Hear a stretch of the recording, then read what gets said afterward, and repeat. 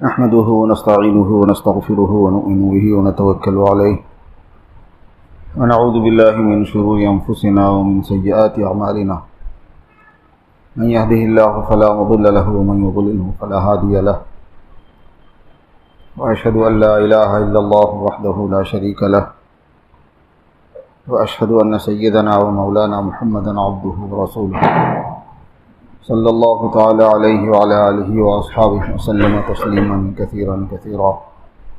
अम्मा बाद, मोहतरम बुजुर्गों और भाइयों, एक बहुत बड़े आलिम साहब ने अपनी किताब में एक मज़मून ज़िक्र फरमाया है।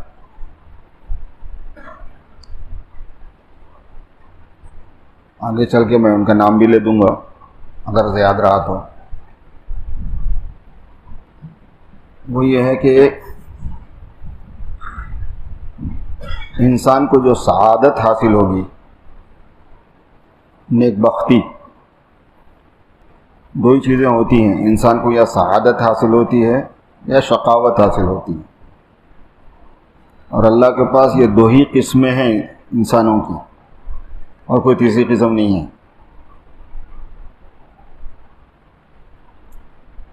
रंगों के एतबार से अल्लाह के पास कोई किस्म नहीं है, काला रंग, गोरा रंग, पीला रंग। इलाके के एतबार से कोई किस्म नहीं अल्लाह के पास, तो पूरी ज़मीन उनकी है। इधर के इलाके का, उधर के इलाके का, उधर के इलाके का, इधर के इलाके का कुछ एतबार नहीं है, बल्कि ज़मीन के मुख्तलिफ हिस्सों से ही आदम अलैहिस्सलाम की मट्टी जमा की गई थी। थोड़ी वहाँ से भी उठाओ, थोड़ी वहाँ से भी उठाओ, थोड़ी वहाँ से भी उठाओ।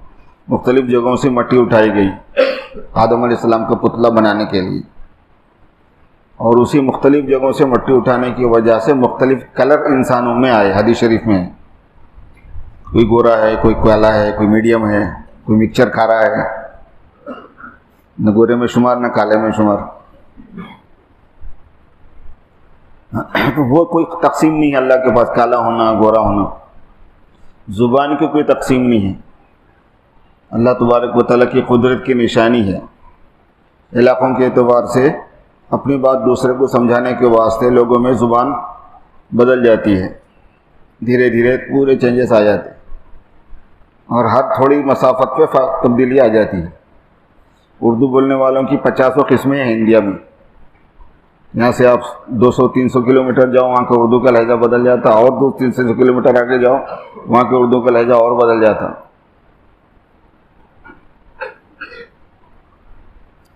ज़ुबान के एतबार से कोई तकसीम अल्लाह के पास इंसान की नहीं है, इलाके के एतबार से नहीं है, नस्ल के एतबार से नहीं है कि ये खान है, ये पठान है, ये सैयद है, ये मुग़ल है।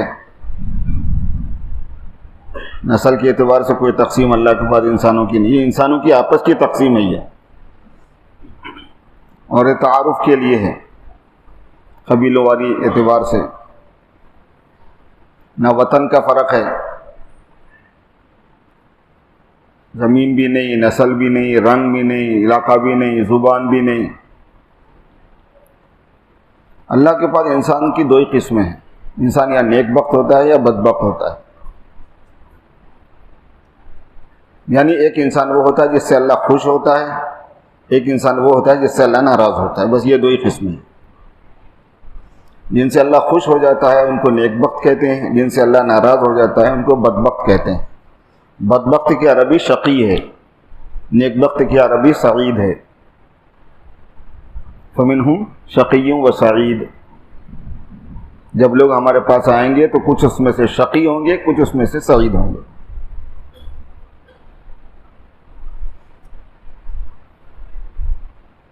जो सईद होता है वो फलाह पाता है, जो शकी होता है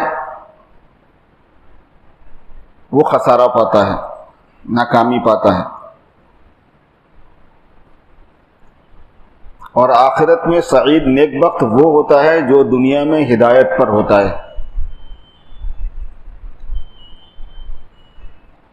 और आखिरत में बदबख्त वो होता है जो दुनिया में ज़लालत पर होता है।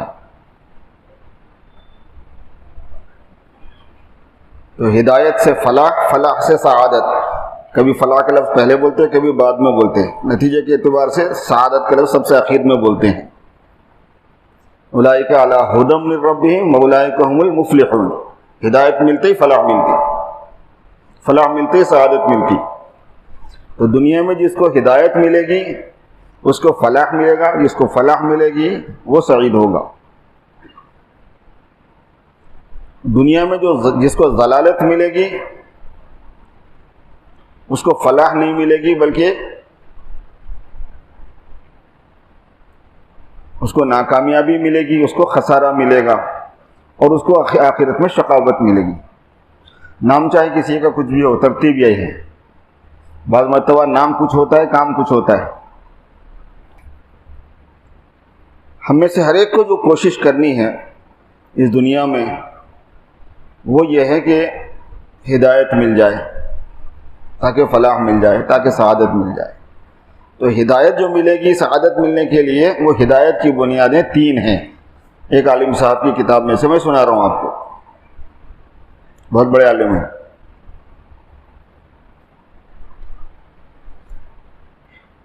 हज़रत इलियास साहब रहमतुल्लाह अलैह के ऊपर के लोगों में से हैं उसी सिलसिले की।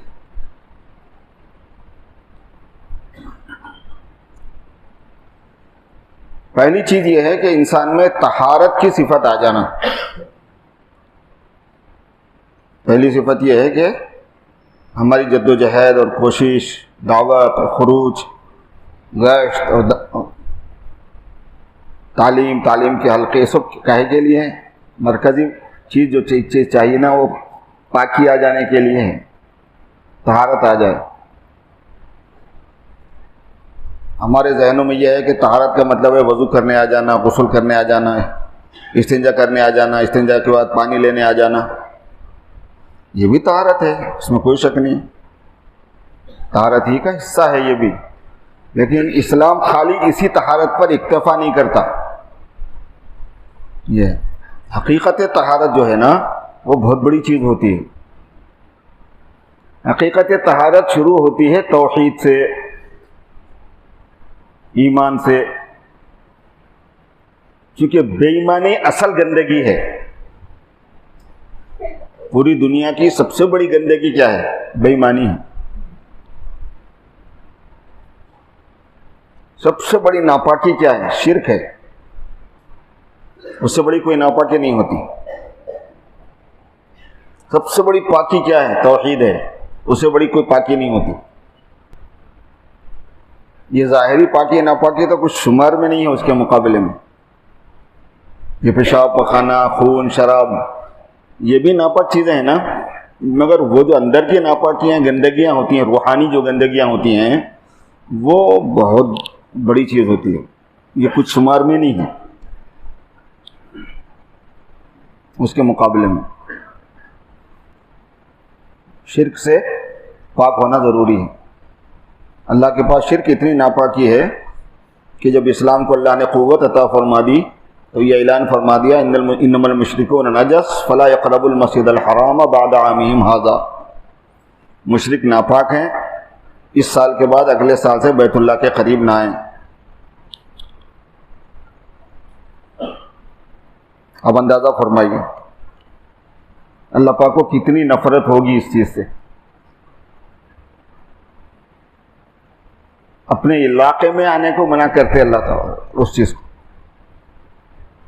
तो जिस दिल के अंदर शिर्क होगा, बेईमानी होगी, तौहीद नहीं होगा, उस दिल का क्या हाल होगा अल्लाह के पास? वो कितना दूर रहेगा?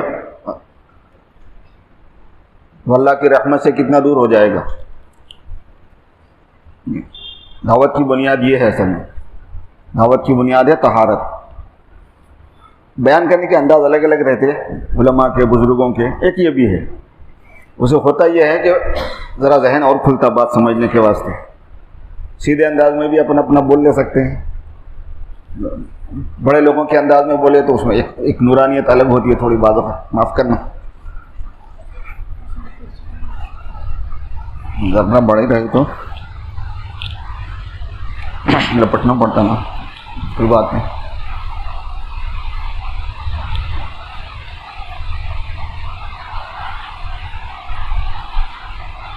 जब आदमी के दिल में से शिर्क निकलता है मेरे दोस्तों, तो फिर ईमान आता है।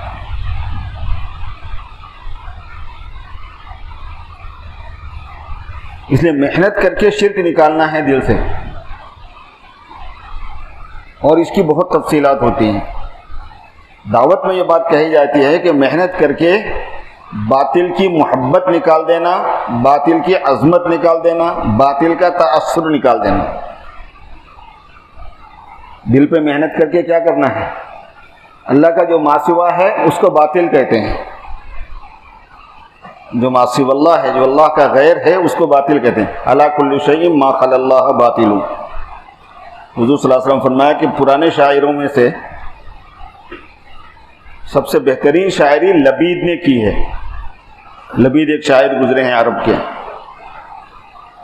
आप शायरी नहीं फरमाते थे, लेकिन कभी कभी आपने किसी का शेर नकल फरमाया है, कभी कभी, और कभी मुकफ़्फ़ा जुमला कभी आपने अदा फरमाया है। जैसे फरमाया अन नबी ला कज़िब अन इब्न अब्दुल मुत्तलिब, ये भी शेर ही है ना एक एतबार से, मगर आप शायर नहीं थे, शायरी फरमाते भी नहीं थे। लेकिन आपने बाज़ लबीद का एक शेर, आपने लबीद का पूरा शेर भी नहीं बल्कि एक मिसरा नकल फरमाया है। और मैं कि सबसे बेहतरीन कलाम पुराने शुआरा के ज़माने जाहिलियत के शुआरा में से लबीद का है, और लबीद का ये मिसरा बेहतरीन है। फरमा अला कुल्लि शैइन मा खलल्लाह बातिलु। ये ज़माने जाहिलियत के शायर का शेर ही है असल में। उस ज़माने में जबकि ईमान भी नहीं आया था, तो ऐसी फिक्र के भी लोग थे। आप अंदाज़ा कीजिए, लबीद ने कहा था कि अल्लाह के मासिवा जो कुछ भी है वो बातिल है। हुज़ूर ने फरमाया बिल्कुल सही बोला, अला कुल्लि शैइन मा खलल्लाह बातिलु, जो अल्लाह का मासिवा है वो बातिल है। क्योंकि हक बातिल के मुकाबले में हक है ना। हक किसका नाम है? अल्लाह का नाम है। इन्नल्लाह हुवल हक़्क़ुल मुबीन, अल्लाह ही तो हक है। हक अल्लाह तबारक व तआला की सिफत है, हक अल्लाह पाक का नाम है, अल्लाह ही हक है। इन्नल्लाह हुवल हक़, हुआ पहले आने का मतलब ही लगाने का रहता है। अल्लाह ही हक है, और अल मुबीन भी है उसके साथ, उसका ये मौका नहीं है। वही हक है और वही मुबीन भी है बोल रहे हैं।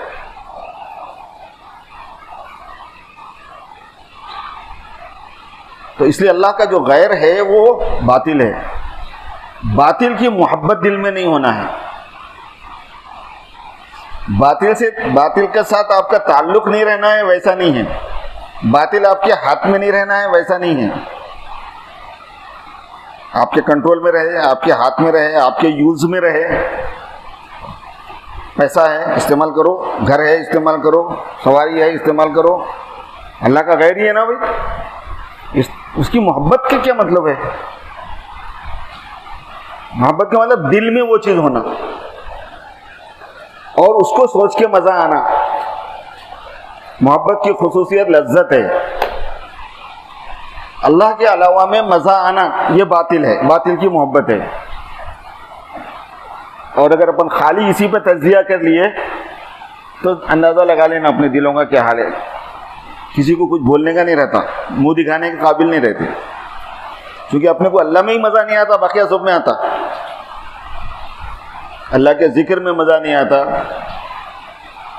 अल्लाह के कलाम की तिलावत में मजा नहीं आता, अल्लाह के काम में मजा नहीं आता, अल्लाह के नाम में मजा नहीं आता, अल्लाह के रास्ते में मजा नहीं आता,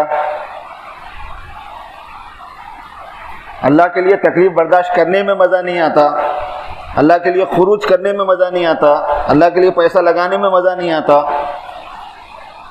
अल्लाह के लिए वक्त लगाने में मजा नहीं, अल्लाह में मजा नहीं, बकिया सब में मजा है। क्या है फिर दिल में? ऐसे दिल में गोबर है। ऐसे दिल को दिल बोलना ही गलत है, वो गोबर है, गोबर खाना है वो।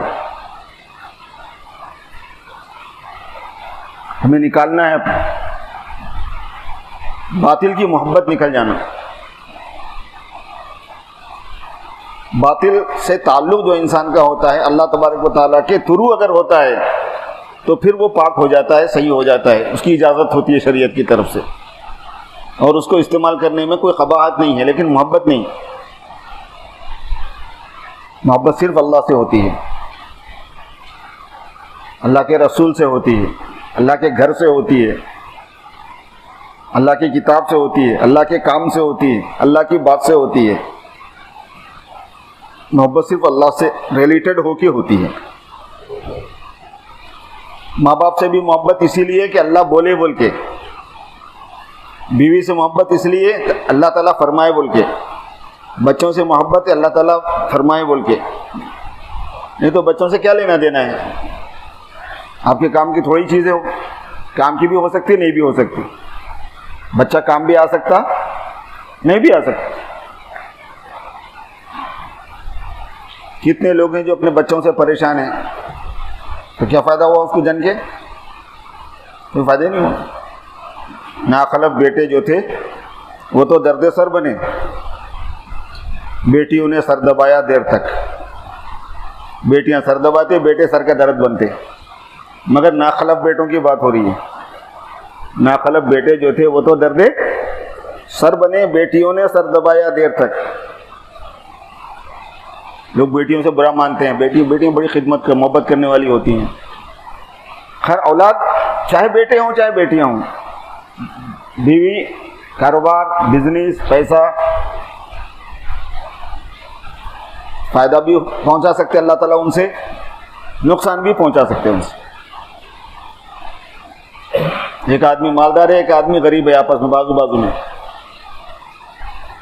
मालदार आदमी के घर में चोर घुस गया, क्योंकि उसको मालूम है कि बाजू वाले के पास कुछ भी नहीं है। वो उसको गोली मार दिया, उसका पैसा लेके भाग गया। तो जिसके पास माल था उसके पास उसको नुकसान हो गया, जिसके पास माल नहीं था उन्हें बच गया। बच गया नहीं बच गया? तो गुर्बत में से अल्लाह ताला ने बचाव निकाल दिया, अमारत में से हलाकत निकाल दी। कुछ बोल नहीं सकते। पैसा जेब में है तो क्या, नहीं है तो क्या। अल्लाह चाहे तो मजा है, अल्लाह नहीं चाहे तो कुछ भी नहीं। अल्लाह चाहे तो राहत है, अल्लाह चाहे तो नहीं है। राहत का ताल्लुक पैसे से नहीं है, राहत का ताल्लुक अल्लाह के हुक्म से है। अगर अल्लाह ने हुक्म दिया बगैर पैसे के राहत मिलने का, तो राहत मिलेगी। और अगर पैसे में राहत मिलने का हुक्म दिया तो पैसे से भी मिलेगी, मगर डिपेंड नहीं है उस पर। और अगर राहत नहीं मिलने का हुक्म दे दिया तो कितनी ही दौलत हो, राहत नहीं मिलेगी। बल्कि अक्सर अल्लाह ताला दौलत वाले को राहत के लिए राहत का हुक्म नहीं देते। दौलत वाला हमेशा परेशान रहता है, इसको कहाँ रखूँ उठा के, रेट पड़ जाएंगी, उठा लेके निकल जाएंगे, बिजनेस में डालूंगा तो चोर लोग जो है ना डुबा देंगे, बैंक में पकड़े जाऊंगा, टैक्स वाले पकड़ लेंगे, इनकम टैक्स वाले पकड़ लेंगे, चोर उठा के ले जाएगा। और जो चोर जो गरीब आदमी है उन्हें बोलता है एक लुंगी ऊपर एक लुंगी नीचे, नेरे में दूध दो नेरे में काला। एक लुंगी के एक लुंगी नीचे एक लुंगी ऊपर, चादर ऊपर। न तो चोर का डर न किसी और चीज़ का डर, आराम से सोके पड़े रहता हूँ। इसको बीमारियां रहते, इसको परेशानियां रहते, इसको मुकद्दमे रहते, इसके साथ लोग हसद करते, इसको हमेशा राबरी का डर रहता। 50 किस्म के पंचायत रहते। पैसे वाला आराम में नहीं रहता ज़्यादा, गरीब जितना आराम में रहता। पैसे वाले के पास में हेडक रहते बहुत से, एक खुशी रहती पैसा है मेरे पास बोल के।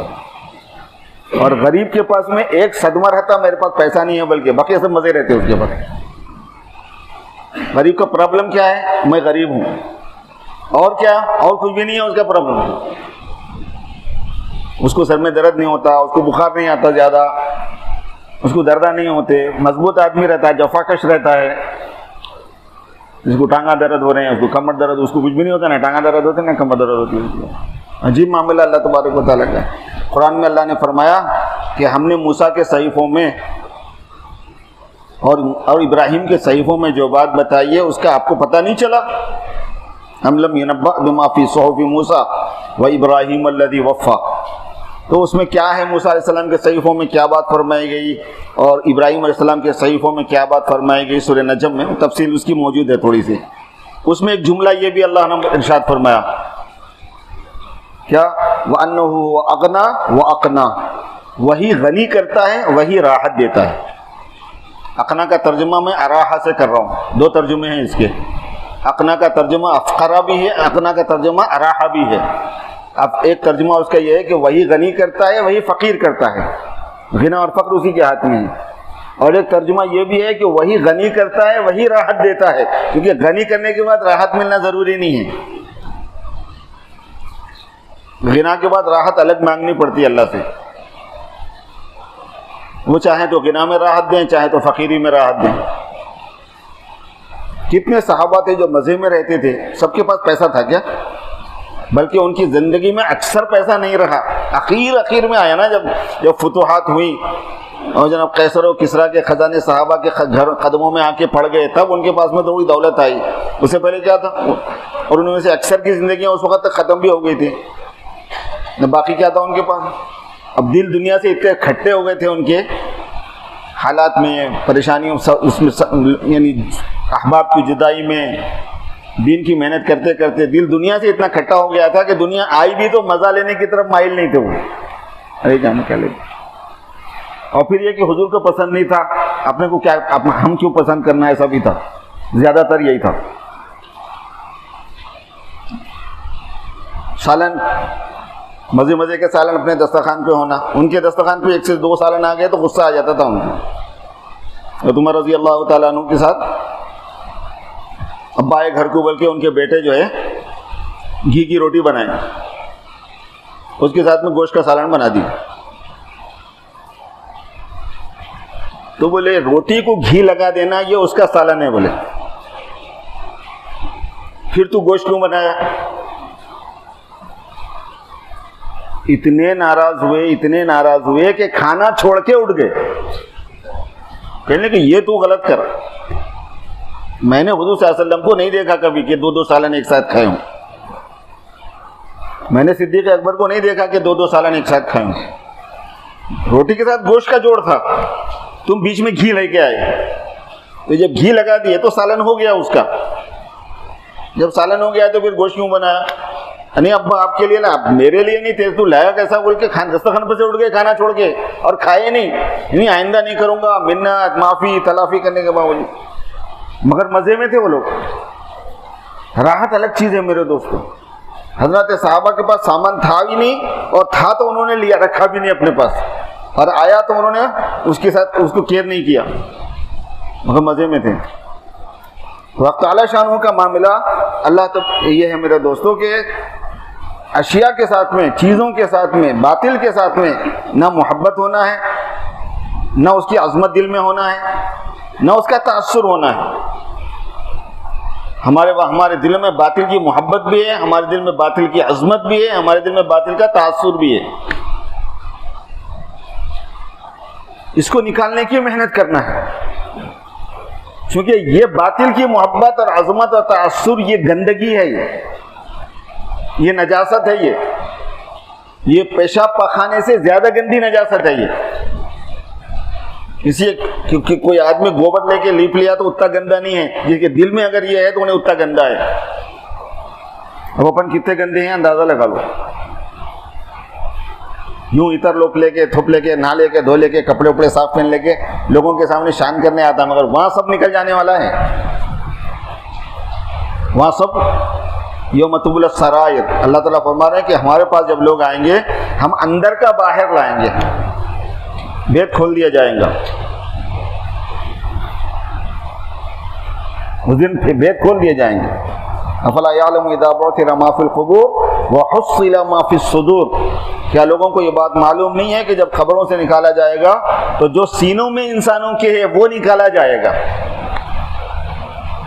सीने में क्या है, दिल में क्या है, वो निकाला जाएगा। दिल खोल के देखेंगे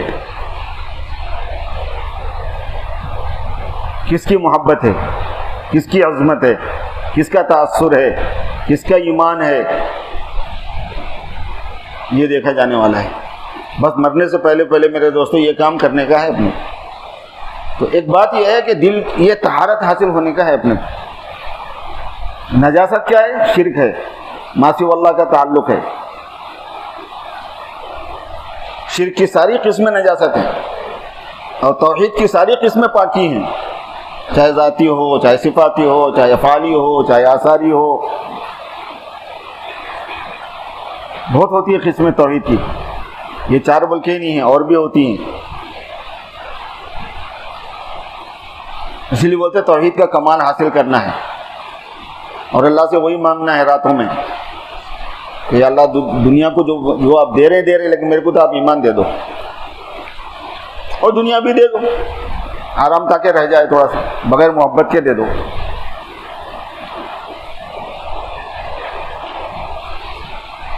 इतना यकीन आपकी ज़ात आली पर दे दीजिए कि दुनिया के हालात का कोई तअस्सुर मुझ पर न रहे, यह फ़र्ज़ है। वमिनल यकीनी मा तुहव्विनु बिही अलैना मसाइब दुनिया, अल्लाहुम्मा इन्नी असअलुका मिन खश्यतिक मा तहूलु बिही बैनी व बैन मआसिक। हुज़ूर सल्लल्लाहु अलैहि वसल्लम ने मेयार बता दिया कि अल्लाह का डर कितना होना है, अल्लाह की खशियत कितनी होनी है। डर 2 किस्म का होता है। एक डर वो होता है जैसे सांप का डर होता है, शेर का डर होता है, भौंकने वाले कुत्ते का डर होता है। अल्लाह के साथ में वो नहीं चाहिए, उसको खशियत नहीं बोलते। खशियत उस डर को कहते हैं कि जिसकी नाराजगी का डर रहता है कि कहीं वो नाराज ना हो जाए। जैसे महबूब के साथ खशियत लगी हुई होती है, जो अपना मुख्तदा है, जो अपना महबूब है, जिसे बहुत ज़्यादा प्यार करते हैं, दिल में उसकी खशियत रहती है कहीं नाराज़ ना हो जाए, ये उसको पसंद नहीं आके नाराज़ ना हो जाए। मैं अगर देर कर दिया तो कहीं नाराज़ ना हो जाए। मैं उसको बोला था 3 बजे आता हूँ, बल्कि अगर मैं 3 बजे नहीं पहुँचा, 3:15 को पहुँचा, मुंह फुला लेके निकल गया तो मुश्किल है। खशियत से है ये चीज़, नाराज़गी का डर। इसलिए खशियत जितनी ज़्यादा होती है उतना ज़्यादा बंदा उधर लपकता है। जैसे बच्चे को जितना ज़्यादा माँ मारती है उतना ही उसका दामन जोर से पकड़ लेता बच्चा। उन्हें मार रही, उसको झटक रही, उन्हें उतना ज़्यादा और उसके कपड़े पकड़ लेता है, क्यों? उसको पता है कि इन्हें मारी तो मारी, मगर मैं जाऊंगा, इसकी जगह से गया तो और ज़्यादा मुसीबत है, इसके दामन से अगर छूट गया और ज़्यादा मुसीबत है। तो अल्लाह ताला की इतनी खशियत सीखना फ़र्ज़ है मुझे और आपको कि जो मेरे दरमियान और गुनाहों के दरमियान हाइल हो जाए। इन्नी असअलुका मिन खश्यतिक मा तहूलु बिही बैनी व बैन मआसिक। और अल्लाह ताला की कितनी ताअत ज़रूरी है। अरे सुन रहे ना, ये भी कर रहे हैं, वो भी कर रहे हैं, वो भी कर रहे हैं, वो भी कर रहे हैं, अभी क्या तो भी करना, तबलीग वाले क्या क्या करो बोल रहे हैं, बोलते नमाज मरतबा, ये मौलाना लोग क्या क्या करना बोल रहे हैं, ये भी कर रहे हैं, नमाज भी पढ़ रहे हैं, रोज़ा भी रख रहे हैं, ज़कात भी दे रहे हैं, ये भी कर रहे हैं, अभी क्या तो भी करना। हुजूर पाक सल्लल्लाहु अलैहि वसल्लम ने उसका मेयार बता दिया, आपको क्या क्या करना है। आपको ये करना है कि आप जन्नत तक पहुंच जाएं। और मिन ताअतिका मा तुबल्लिगुना बिही जन्नतक, हदीस दुआ है ना, याद है नहीं है? अल्लाहुम्मा इन्नी असअलुका मिन खश्यतिक मा तहूलु बिही बैनी व बैन मआसिक व मिन ताअतिका मा तुबल्लिगुना बिही जन्नतक।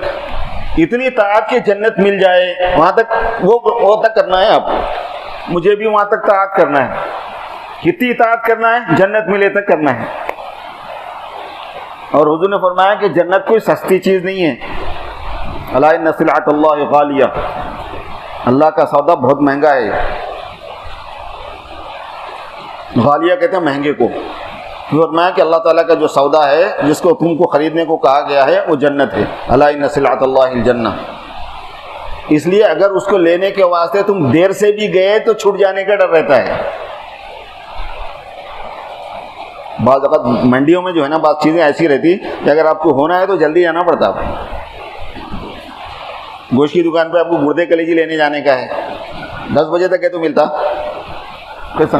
आपको अगर गुर्दे कलेजी होना है तो कब जाना? पहले उन्हें उसका गोश्त आते वक्त पहुंच जाना, तो भेजा मिलता आपको, गुर्दे कलेजी मिलती, नहीं तो गया तुम, या फिर पहले से बुक करा के रखना।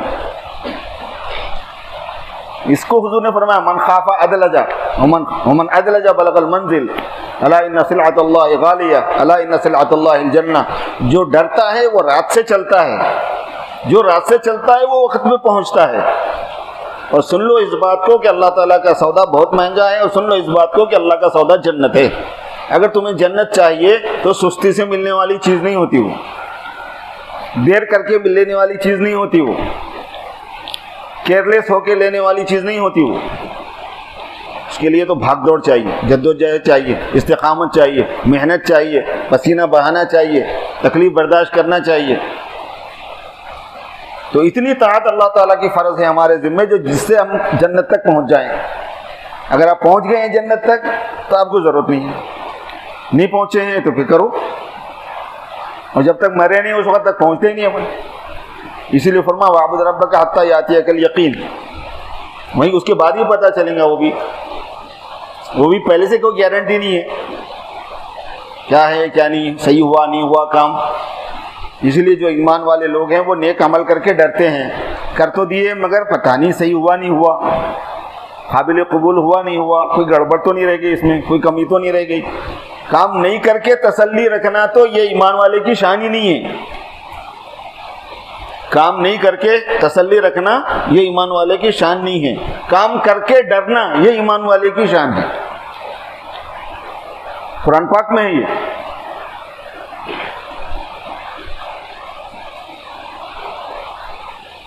कि जो काम तो मैंने कर दिया, अल्लाह पाक ने जो काम लगाया, लेकिन जैसा करना था वैसा हुआ कि नहीं हुआ, कि इसमें कोई गड़बड़ न निकल जाए।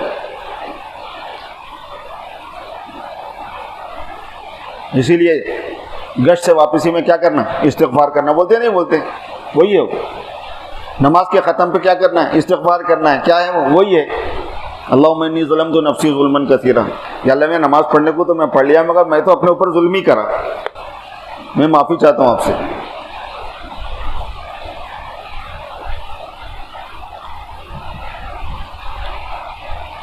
एक मस्जिद से दूसरी मस्जिद को जब जमात जाती है, एक बस्ती से दूसरी बस्ती को जब जमात जाती है तो क्या करते, इस्तिग़फ़ार करते। हालांकि नेक काम करने को गए, नेक काम करे अल्लाह के रास्ते में जाके, मगर डरना रहता है। ईमान वाले की शान है करके डरना, नहीं करके तसल्ली में। कब लगा था चिल्ला, पता नहीं कब लगा था, याद भी नहीं है कब लगा था। इतने पुराने चिल्ले का कोई एतबार है, आप बोलो। 4 महीने लगे थे, कब लगे थे, वो लगे थे 1914 से पहले।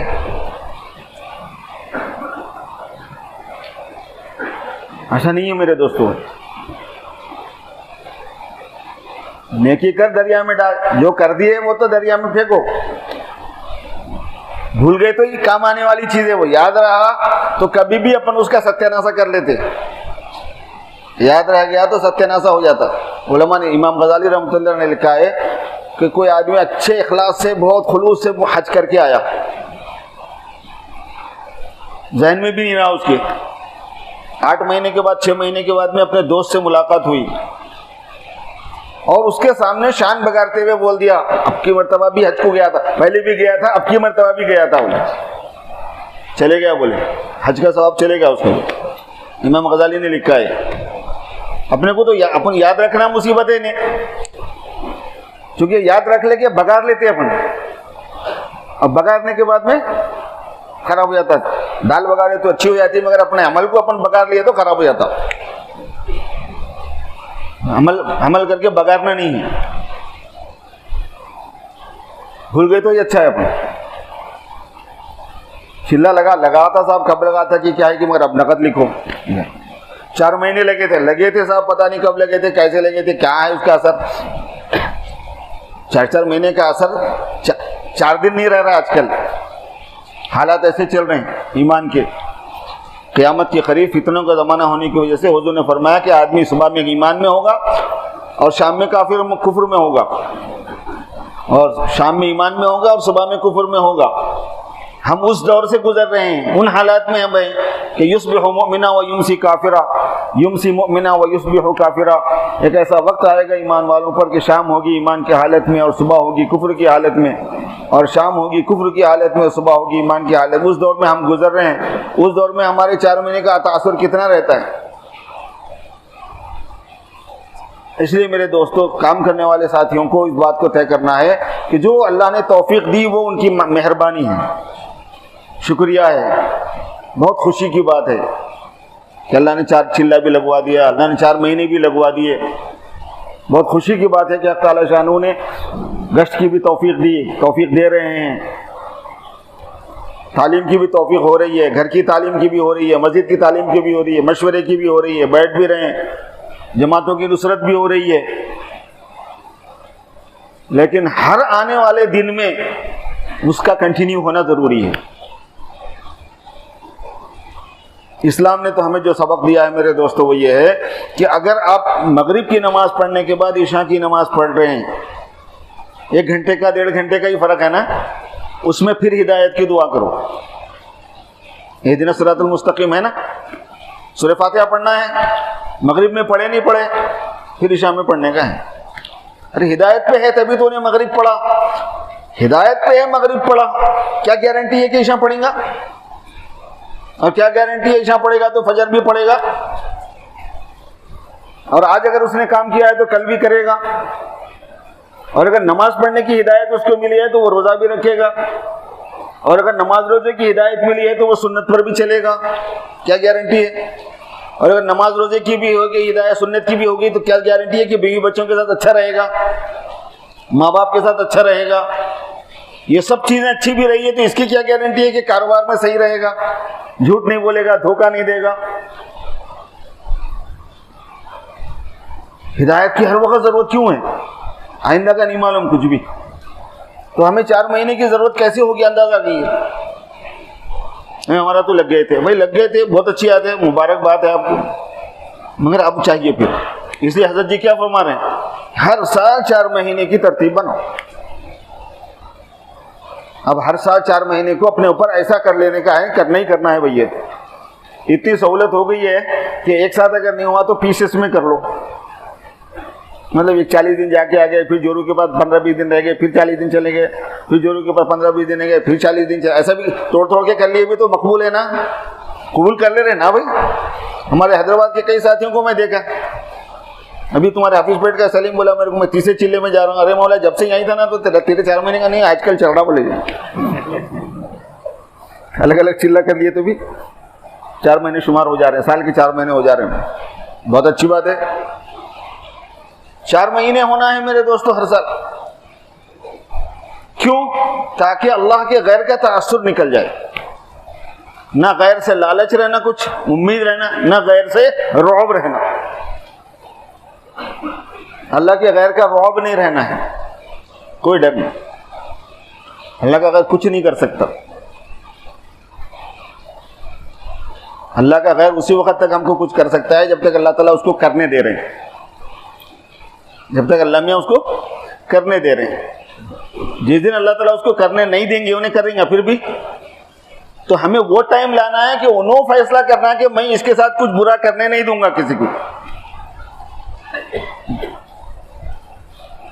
आज जो उम्मत मुस्लिमा परेशान है, ऐसा थोड़ी है कि अल्लाह मियाँ तो परेशान नहीं करना चाह रहा, दुश्मन परेशान करना चाह रहा। अल्लाह मियाँ जो चाह रहे हैं वो नहीं हो रहा, जो दुश्मन चाह रहा वो हो रहा। तो दुश्मन ज्यादा बड़ा हो गया और अल्लाह ताला छोटे हो गए, नौज़ुबिल्लाह मिन ज़ालिक।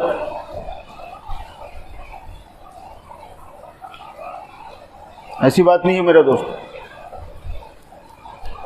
कोई कुछ नहीं कर सकता। हुजूर पाक सल्लल्लाहु अलैहि वसल्लम ने, माफ करना दोस्त, शुक्रिया, आप सल्लल्लाहु अलैहि वसल्लम ने क्या फरमाया, पूरी उम्मत मिलकर तुमको नुकसान पहुंचाना चाहे नहीं नुकसान पहुंचा सकती मगर वही जो अल्लाह ने तय किया।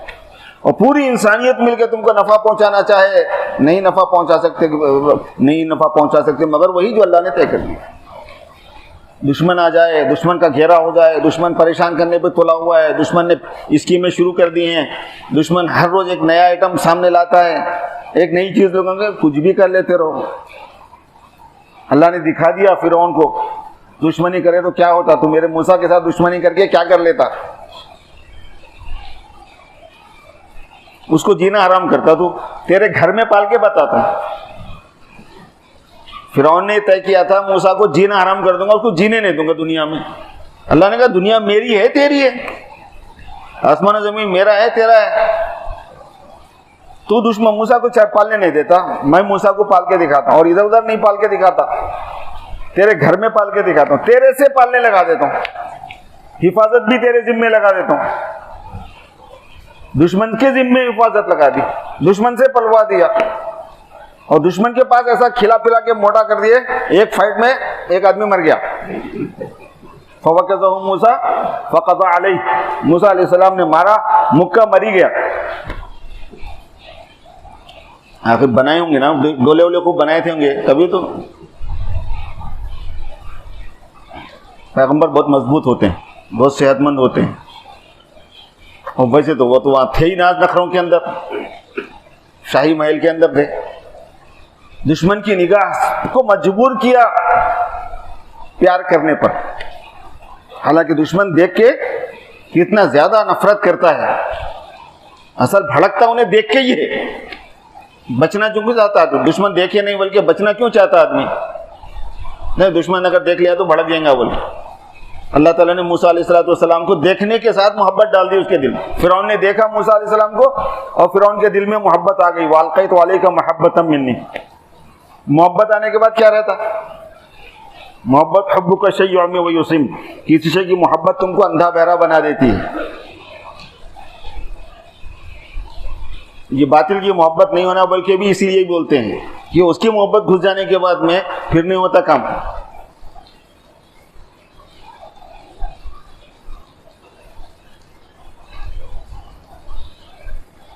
हुजूर पाक सल्लल्लाहु अलैहि वसल्लम के पास एक छोटा बच्चा जो है घर का, खानदान का, आया आपकी तरफ, आपने उसको गोद में उठाया। आप इन्नकुम लतुबखिलून व तुजब्बिनून व तुजाहिलून, तो तुम बुज़दिल बना देते हो। बच्चे को उठा के आपने फरमाया तुम लोग बुज़दिल बना देते हो, जाहिल बना देते हो, बखील बना देते हो। क्योंकि मोहब्बत बच्चों के ऊपर कैसा आती है? उस बच्चे की मोहब्बत में पैसा खर्चा नहीं किया जाता दीन में, उस बच्चे की मोहब्बत में सफ़र नहीं किया जाता, उस बच्चे की मोहब्बत में आदमी हिम्मत और जुर्रत से काम लेके रिस्क नहीं उठाता। अरे मैं होगा तो उसका क्या होगा, मेरे कुछ हुआ तो उसका क्या होगा बोल। उस पर आपने फरमाया इन्नकुम लतुबखिलून व तुजब्बिनून व तुजाहिलून, तुम तो बखील बना देते हो। जितना ज्यादा गैर का तासुर, गैर की मोहब्बत मेरे दोस्तों हमारे दिल में नहीं होगी, अल्लाह की होगी, अल्लाह के रसूल की होगी, अल्लाह के दीन की होगी, अल्लाह के दीन की मेहनत की होगी मोहब्बत, उतना काम होगा। तो एक चीज मेरे दोस्तों जो करने की है वो है तहारत को अपने अंदर लाना है, कि हमारा दिल पाक हो जाए, साफ हो जाए, मुनव्वर हो जाए, रोशन हो जाए, तौहीद से मुनव्वर हो जाए, शिर्क से पाक हो जाए, सुन्नत से मुनव्वर हो जाए, बिदअत से पाक हो जाए, ताअत से मुनव्वर हो जाए, गुनाहों से और मासियत से पाक हो जाए। क्योंकि बिदअत भी नजीस है, जैसे शिर्क नजीस है। क्योंकि बिदअत सुन्नत की दुश्मनी का नाम है, मुखालिफत का नाम है। गुनाह में और बिदअत में फ़र्क ये है कि गुनाह, बिदअत भी बहुत बड़ा गुनाह है, लेकिन गुनाह का मटेरियल गुनाह रहता है और वो खुद भी गुनाह होता है। बिदअत का मटेरियल गुनाह नहीं रहता, मगर वो गुनाह होता है। बिदअत में जो काम होता है ना, वो देखने के एतबार से वो बुरा नहीं रहता। वो चोरी नहीं रहती कोई, वो शराबखोरी नहीं रहती, वो सूद नहीं रहता। वो समझ में आ रहा है? उसमें जो काम किया जाता है वो देखने के एतबार से नेक दिखता है, लेकिन हुजूर की मुखालिफत छुपी हुई रहती है उसमें। हुजूर की मुखालिफत से बड़ी गंदगी और क्या रहेंगी? ये है। और ऐसे ही गुनाह, मासियत, ये गंदगी है। और ऐसे ही अल्लाह तबारक व तआला से गाफिल रहना, ये गंदगी है।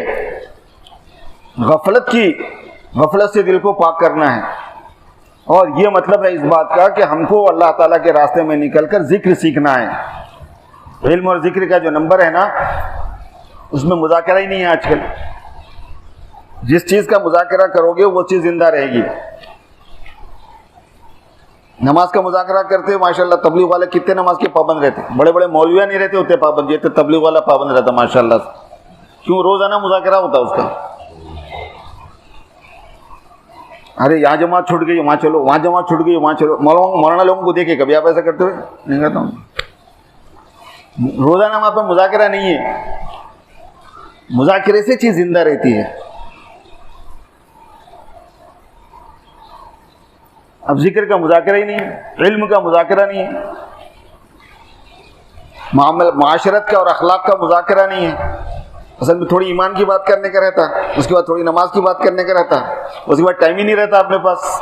उसके बाद सीधा दावत में कूद जाते, पर बीच में स्किप कर दे के ये सब वो दावत में। फिर उसके बाद तश्कील करना रहता है, तो 40 मिनट 45 मिनट 1 घंटे में मौलाना साहब बयान कर रहे हैं तो घंटा 1.5 घंटे को लोग बर्दाश्त कर लेते। गैर तबलीगी गैर मौलाना साहब बयान कर रहे हैं तो उन्हें 40-45 मिनट को अरे बस भाई तश्कील शुरू कर बोलते, टाइम ही नहीं रहता इतना। जब टाइम नहीं रहता तो ये बीच के हिस्से छूट जाते हैं, जब छूट जाते हैं तो उनके मुज़ाकरा ही नहीं होता कभी, तो वो चीज़ जिंदा नहीं होती। अल्लाह तबारक व तआला की याद दिल में बस जाना और उसमें मज़ा आना। तस्बीहात छूट जा रहे हैं, तस्बीहात नहीं हो रहे हैं, कैसी बात है मेरे दोस्तों? ये सही बात नहीं होती, ये सही जुमला नहीं है। आपको अल्लाह के जिक्र में मज़ा नहीं आ रहा बोलना चाह रहे हैं आप? कितनी देर लगती है उसमें, कैसे छूटना? जूता लेके मार लेना अपने को। देखो अल्लाह के जिक्र में मजा नहीं आ रहा, तस्बीह छूट रही तेरी। सहाबा करते थे ऐसा। तो उमर रज़ी अल्लाह तआला अन्हु के पास एक सहाबी पहुंचे कमरे में उनके घर में, तो कोड़ा लेके अपनी पिंडली को मार रहे थे, कोड़ा लेके अपनी पिंडली को मार रहे थे। अजीब लोग थे सब वो। अब सिद्दीक़ अकबर रज़ी अल्लाह तआला अन्हु के पास पहुंचे एक साहब, तो उन्होंने अपनी जुबान पकड़ के खींच रहे हैं। वो बकर क्या हो रहा है ये? और मैं कि यही जो चीज़ है इन हादा औरतनिल मवारिद, मुसीबत में फंसाने वाली, इसलिए उसको सजा दे रहा हूँ कि लोगों के बीच में बैठे सको जरा कम खुलना बोलना। कैसे अल्लाह से डरने वाले एहतियात करने वाले लोग थे। हिकमत वक्त उमर पहुंचे, हाँ सिद्दीक़ अकबर के मुंह में ऐसा बड़ा पत्थर, ऐसा बड़ा बंडा लेके बैठे हुए मुंह में। और भाई ये क्यों किया? अबू बकर ये क्या हो रहा? और मैं कि मुंह में पत्थर रख लिया हूं ताकि अगर बात करना पड़े तो बहुत ही जरूरत पर भी बात कर सकूं मुंह में से भी निकाल के। ये तो इन्हें तो मौका मिलते ही बोल रही बोले कुछ न कुछ, इसको बस बात करने का मौका मिल रहा है, बात शुरू हो जा रही है। ऐसे थोड़ी होता बोले, ऐसे लोग थे वो। जिक्र नहीं छूटना, तस्बीहात नहीं छूटने की होती है, वो तो आदत डालने के लिए है कि वो करने के बाद आगे करने का है अपने को। क्यों? इस वास्ते कि मासियत जो है ना, गफलत जो है ना, ये नापाकी है ये। और गफलत एक ऐसी नापाकी है कि वो बेहतरीन मैदान है, शैतान का दरवाजा है उसका। शैतान के आने का दरवाजा क्या है? इज़ा गफला वसवसा व इज़ा ज़करा खनसा, फ़ज़ाइल अमाल में शैतान सुन अपना पीछे करके बैठ जाता है। जैसे गफलत में आता है बंदा तो वसवसा डालता है, जैसे अल्लाह को याद करने लगता है तो फिर पीछे हट जाता है।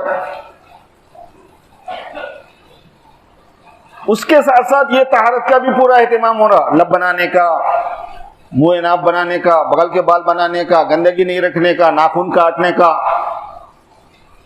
वजू का एहतिमाम, गुस्ल का एहतिमाम। अगर हर वक्त बावजू रहने का मौका मिल जाए तो नूरुन अला नूर, पसीने की बो नहीं रहना। अल्लाह ने सहूलत दी हुई है तो ज्यादा साफ सुथरे रहना, कभी कपड़े मैले कुचैले नहीं रहना।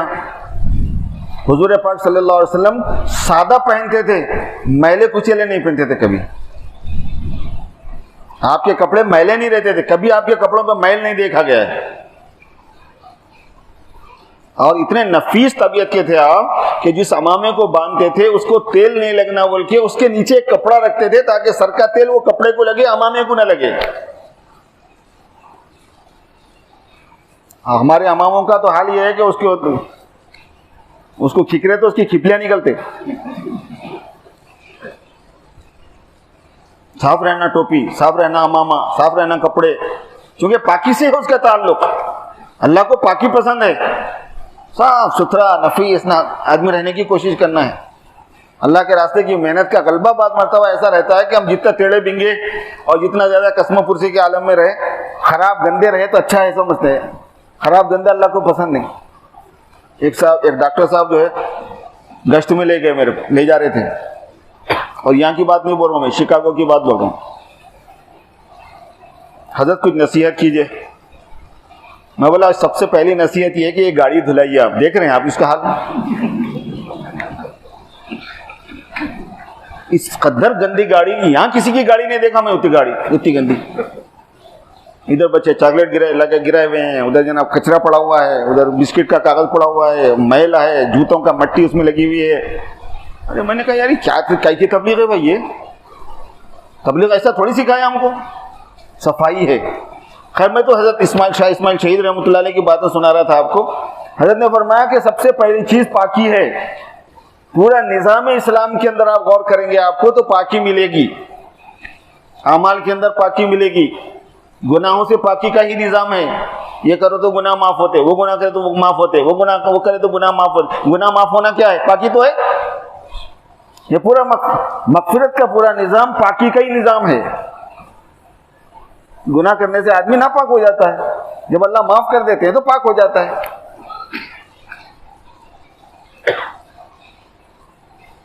दूसरी चीज़ मेरे दोस्तों ये फरमाया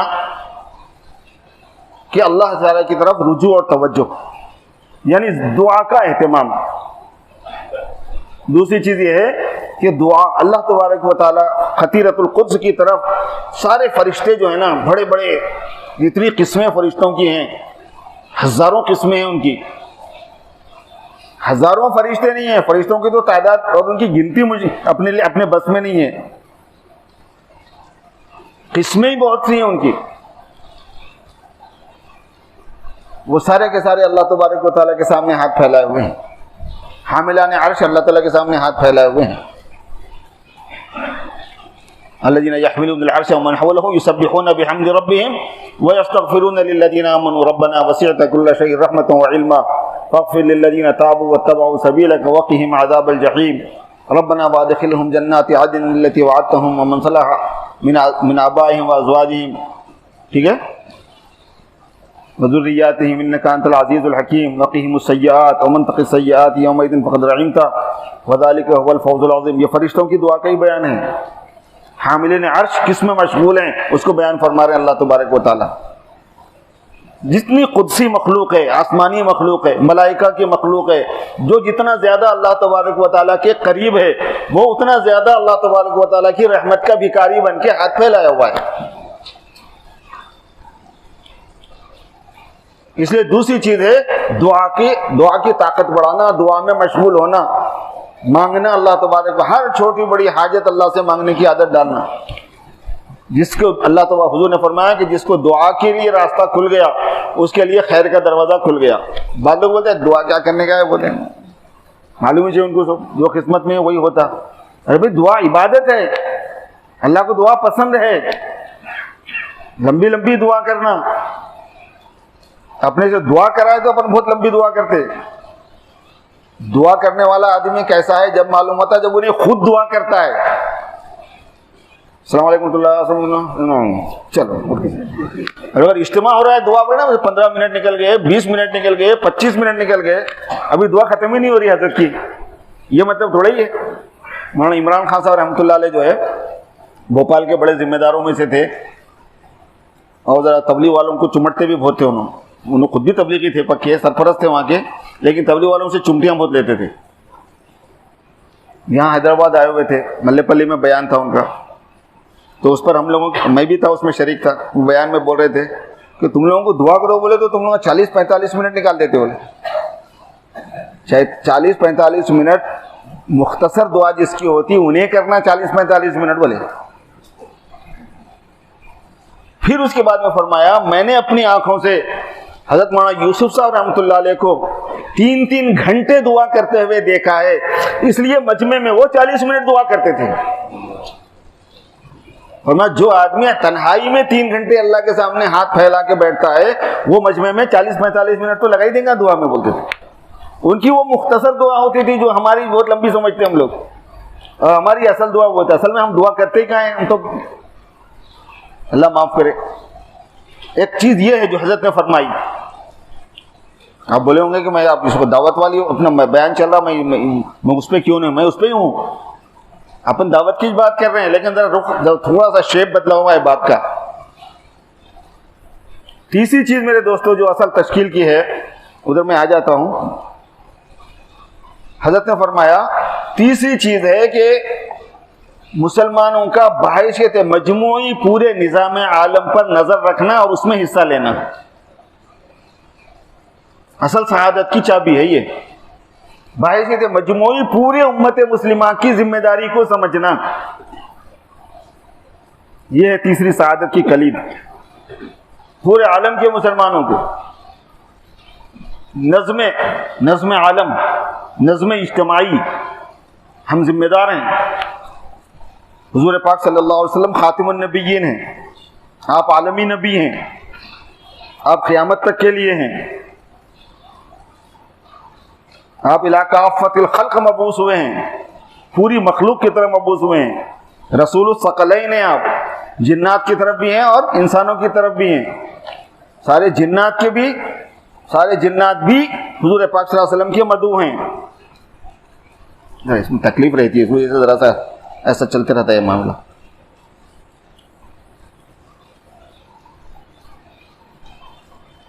क्या हो रहा है उम्मत मुस्लिमा का, क्या हालात है उम्मत मुस्लिमा के। उम्मत मुस्लिमा पर जब बहैसियत मजमूई नज़र डाली जाएगी तो आपको सबसे पहली जो ज़रूरत सामने आएगी वो उनको दीन की तरफ मुतवज्जह करने की आएगी। उम्मत की जितनी ज़रूरतें इस वक्त हैं बहैसियत मुसलमान होने के, पूरे आलम की, अरब, अजम, मशरिक, मगरिब, शुमाल, जुनूब, इंडिया, गैर India, Russia, America, Japan, China, पूरी दुनिया के अंदर उम्मत मुस्लिमा फैली हुई जो भी है, इस पूरी दुनिया की उम्मत मुस्लिमा जिन हालात में है उसमें उसकी सबसे पहली नीड क्या है, उसकी सबसे पहली ज़रूरत क्या है, उसके लिए सबसे पहले किया जाने वाला काम क्या है, उसको अल्लाह की तरफ मुतवज्जह करना, उसको उसकी जिम्मेदारी याद दिलाना, उसको कलमा याद दिलाना, उसको अल्लाह की इबादत की तरफ मुतवज्जह करना, उसको अल्लाह की रज़ा का जज्बा उसके अंदर पैदा करना, गफलत उसमें से निकालना, बेतलबी उसमें से निकालना, लाउबालीपन, बेतलबी, तलबी बाकी नहीं रही आखिरत की। आखिरत को भूल ही गया आदमी। जो कुछ पढ़ना पढ़ाना, एजुकेशन, लिखना लिखाना, इन सब का मकसद क्या हो गया? दुनियावी जिंदगी हो गया। कुरान पाक में इतना सख्त लहजा इख्तियार किया गया है इस बात पे, क्योंकि ज़्यादा स्टूडेंट नज़र आ रहे हैं। बहुत खुशी की बात है कि स्टूडेंट अच्छी खासी तादाद में नज़र आ रहे हैं। हम ध्यान देने की ज़रूरत है इस बात पर। कुरान पाक में अल्लाह तबारक व तआला फरमाया कि जिसका मबलग इल्म सीखने का इंतहा दुनिया हो, ऐ नबी आप उससे ताल्लुक़ मत रखना। कुरान पाक की आयत है, अपन कुछ बोल ही नहीं सकते इसमें, इतना नापसंद है अल्लाह पाक को। फ़अरिद अम्मन तवल्ला अन ज़िक्रिना वलम युरिद इल्लल हयात दुनिया ज़ालिका मबलगुहुम मिनल इल्म। आप एराज़ फरमा दीजिए मोहम्मद सल्लल्लाहु अलैहि वसल्लम उस आदमी से जो हमारी इताअत से गाफिल है। जिक्र से मुराद यहाँ पे इताअत है और मकसूद उसका सिर्फ दुनियावी जिंदगी है। वलम युरिद इल्लल हयात दुनिया, और नहीं इरादा किया उसने मगर दुनियावी जिंदगी का। ज़ालिका मबलगुहुम मिनल इल्म, उसके इल्म सीखने की का मबलग यही है, उसके इल्म की पहुंच यहीं तक है। मबलग कहते हैं जहां तक आपको पहुंचना है। जैसे हम अपने घर से यहां तक पहुंचे ना, ये मबलग है हमारा, पहुंचने की जगह।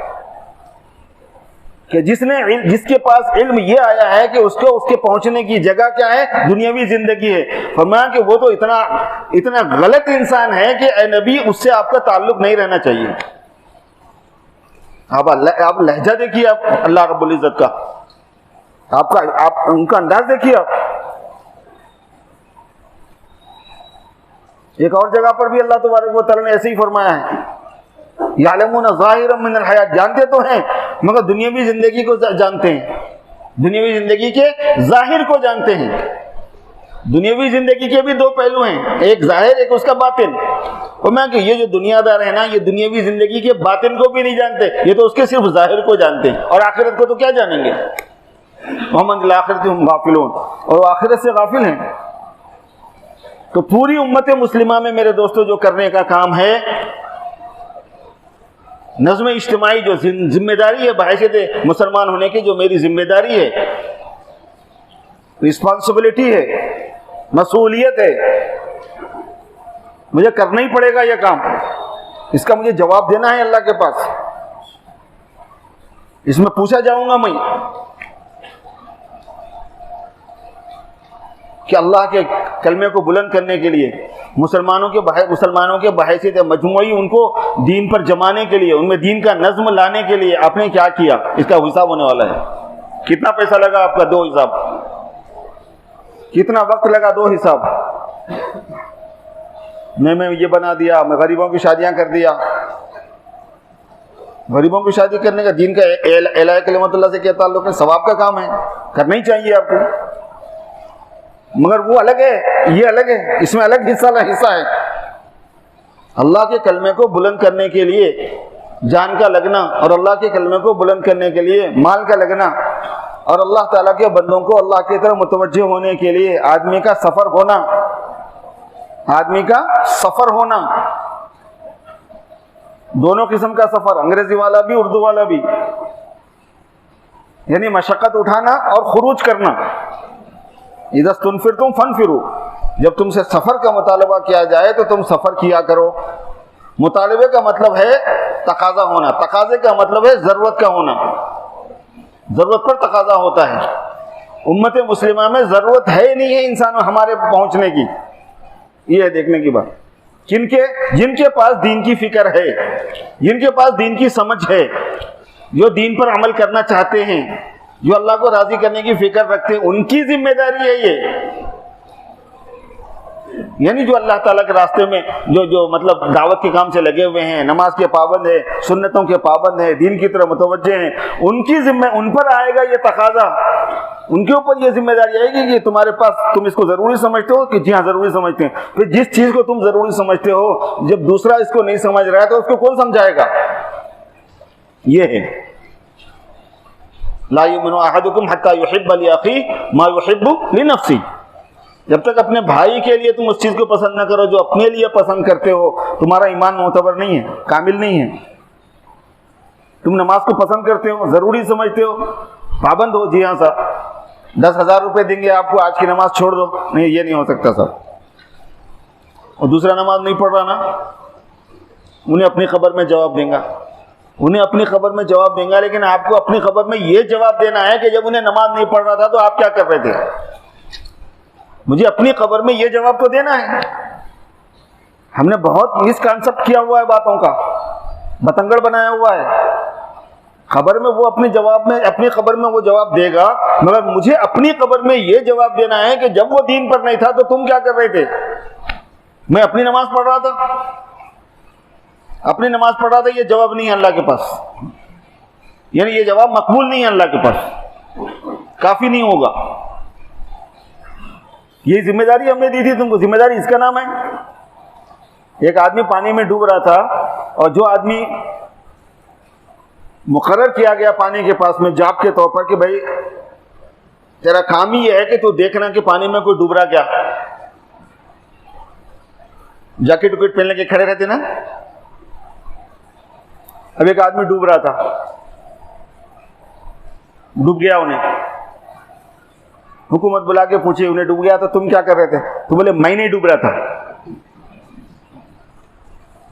जवाब है ये सही, ये बात है, बात का मतलब मेरी ये है, उन्हें डूब रहा था, मैं नहीं डूब रहा था बल्कि अगर आप बोले तो ये जवाब है, ये इस वक्त का जवाब नहीं होता ये। तो ये जवाब मुझे देना है कल क़ियामत में अल्लाह के पास। ये मतलब है सरकार दो आलम सल्लल्लाहु अलैहि वसल्लम के इस इरशाद का, इज़ा स्तुनफिरतुम फनफिरू, जब तुमसे सफर का मुतालबा किया जाए, यानी जरूरत तुम्हारे सामने आए, तकाजा तुम्हारे सामने आए, दूर का आएगा, देर का आएगा, राहत की जगहों का आएगा, तकलीफ की जगहों का आएगा, इस्तकबाल की जगहों का आएगा, नफरत की जगहों का आएगा, मुखालिफिन में आएगा, मुवाफिकीन में आएगा, सब जगह का आएगा। तुमको सफर जब तकाजा आए तो तुमको लब्बैक कहना चाहिए, और दीन की मेहनत को अपना वतीरा शेवा बनाना चाहिए। दीन पर अमल करने में ये चीज शामिल है, इबादत में ये चीज इंक्लूड है।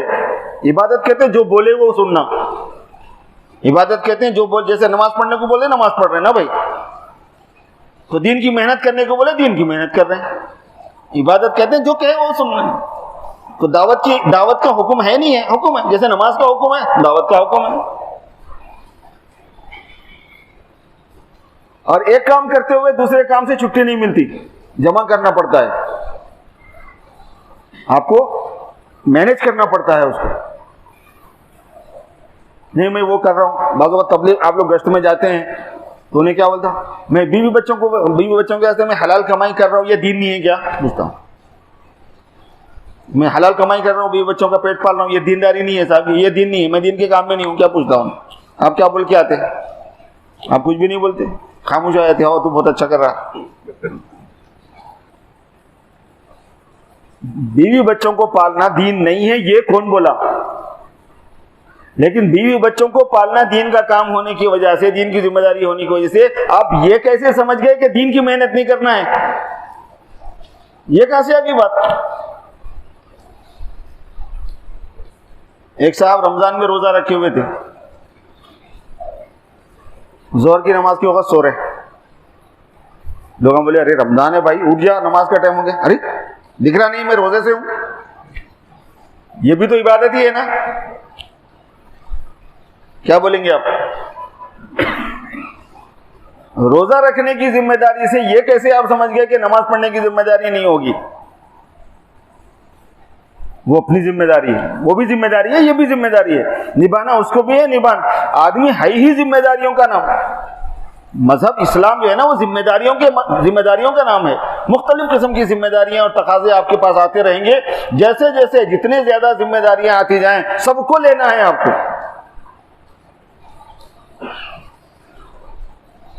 शादी हुई, एक बच्चा हो गया, जिम्मेदारी आ गई, उसके बाद दूसरा हो गया, गार्बेज में इसको फेंक दो, डस्टबिन में डाल दो, इसको एक संभालो ना, बस नहीं, अभी क्या होने का है। दो हो गए तो उसकी जिम्मेदारी संभाल लेते, तीन हो गए तो उनकी जिम्मेदारी संभाल लेते, चार हो गए तो उनकी जिम्मेदारी संभाल लेते, पांच हो गए तो उनकी भी संभाल लेते, छह हो गए तो उनकी भी। जिम्मेदारियां बढ़ते गए, जैसा काम भी आदमी का बढ़ता जाता है और आदमी उनको संभालता है और मैनेज करता है, ढकेलता नहीं है कि मैं ये काम कर रहा हूं ना, अब वो नहीं करूंगा। अब मेरी नौकरी नहीं थी, अब नौकरी लग गई, लिहाजा मैं अब अल्लाह के रास्ते में सफर नहीं करूंगा।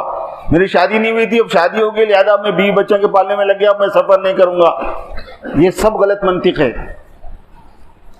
शरीयत ने इस बात की भी जिम्मेदारी हमें लगाई है कि हमें बीवी बच्चों को पालना पड़ेगा, हम वो भी जिम्मेदारी निभाएंगे, ये भी निभाएंगे।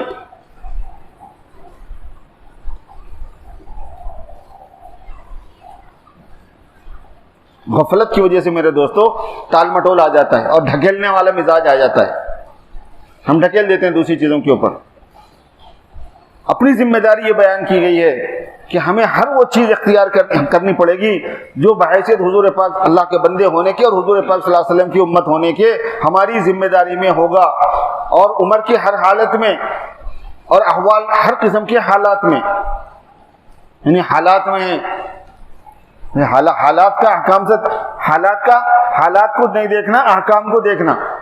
अगर हाल में हुक्म ही बदल गया है तो अलग बात है, हुक्म नहीं बदला, हाल को नहीं देखा जाएगा।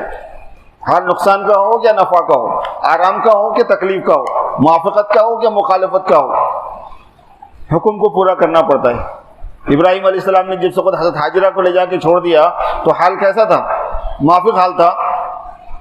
अकेली औरत को छोटे बच्चे के साथ में छोड़ देना मुआफ़िक़ हाल है। न खाना, न पानी, न इंसान रहते वहाँ पे, न बागो बहार वहाँ पर है, न खेत वहाँ पर है, हुक्म है, छोड़ दिया।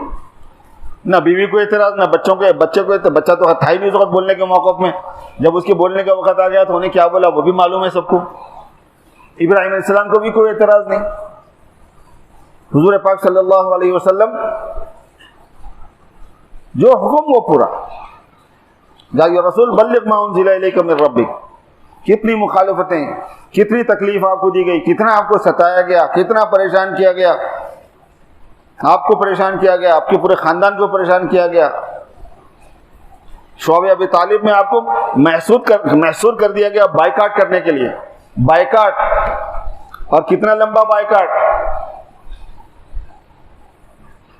2.5 साल से ज्यादा।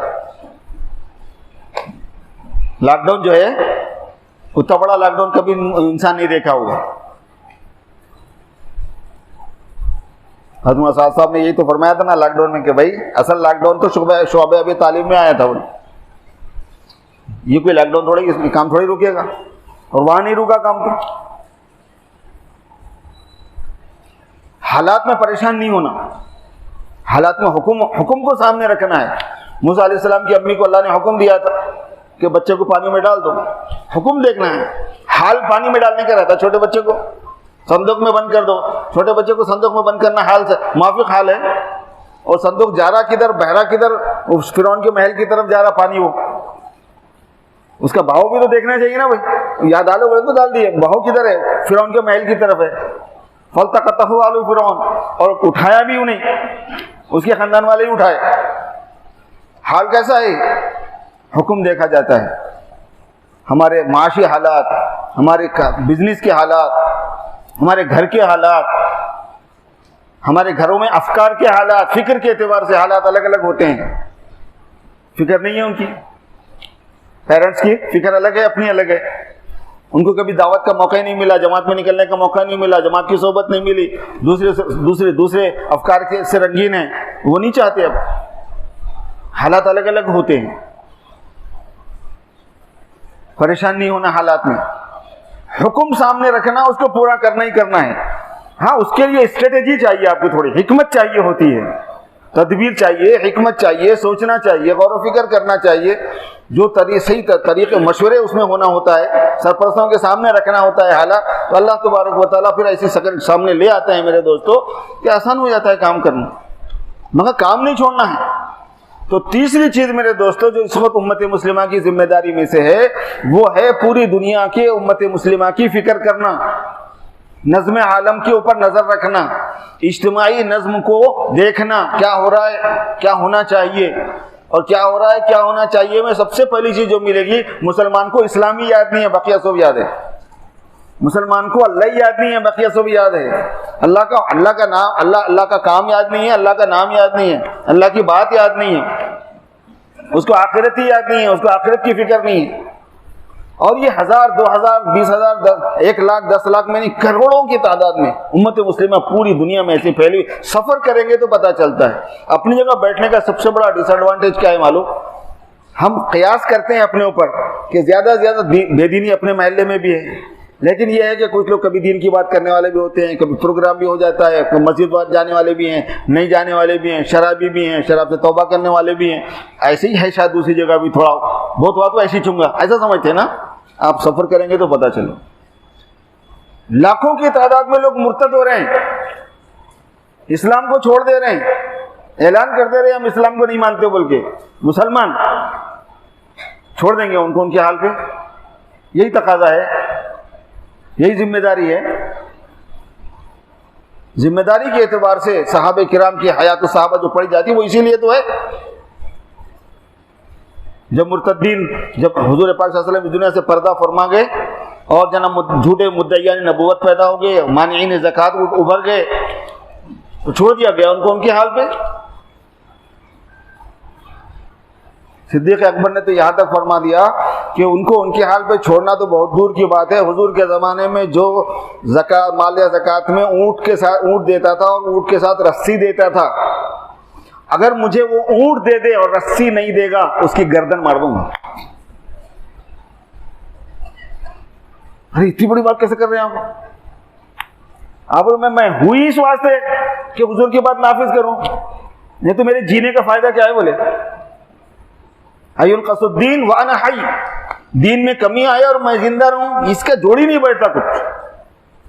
वो सबक दिया गया है हमको, दीन में कमी आए और मैं जिंदा रहूं। हज़रत सिद्दीक़ अकबर ने फरमाया ये नहीं हो सकता। अगर हुजूर के जमाने में कोई ज़कात देता था, ज़कात में ऊँट देता था, ऊँट के साथ रस्सी देता था नाक में डालने वाली उसकी, और मुझे वो ज़कात भी दे और नाक में डालने की रस्सी नहीं देगा तो मैं उसकी गर्दन मार दूंगा, ये फरमाया। इसको बोलते जिम्मेदारी का एहसास, इसको बोलते तकाजा। उसके वास्ते जमातें बना के भेज दी, इंतजाम कर दिया। मुर्तद्दीन का भी सफाया हो गया, मुद्दईया झूठे मुद्दईया नबूवत का भी सफाया हो गया, उनके साथ देने वालों का भी सफाया हो गया। लोग नमाज पे, रोजे पे, ज़कात पे, फिर जैसी हालत में सरकार दो आलम सल्लल्लाहु अलैहि वसल्लम दुनिया से तशरीफ ले गए थे, उम्मत को पूरी वैसी लाकर छोड़ा, एक बाल बराबर फर्क होने नहीं दिया अपनी मौजूदगी से। मैं हूं तो इसीलिए हूं, सच्चे खलीफा, इसीलिए उनका जो मकाम है वो ऐसा है। अफजल खल्क़ बादल अंबिया बित्तहक़ीक़, नबियों के बाद सबसे ज़्यादा अफजल तरीन मखलूक तहक़ीक़ के साथ अबू बकर सिद्दीक़ है, सबसे बड़े मर्तबे वाले सहाबी। हमारे पास सहाबा का मर्तबा उनके उनके उनके उसके एतबार से, खिलाफत के एतबार से है। जो सबसे पहला खलीफा वो सबसे बड़े मर्तबे वाला, उसके बाद जो दूसरा खलीफा वो दूसरे मर्तबे वाला, जो तीसरा खलीफा वो तीसरे मर्तबे वाला, जो चौथा खलीफा वो चौथे मर्तबे वाला।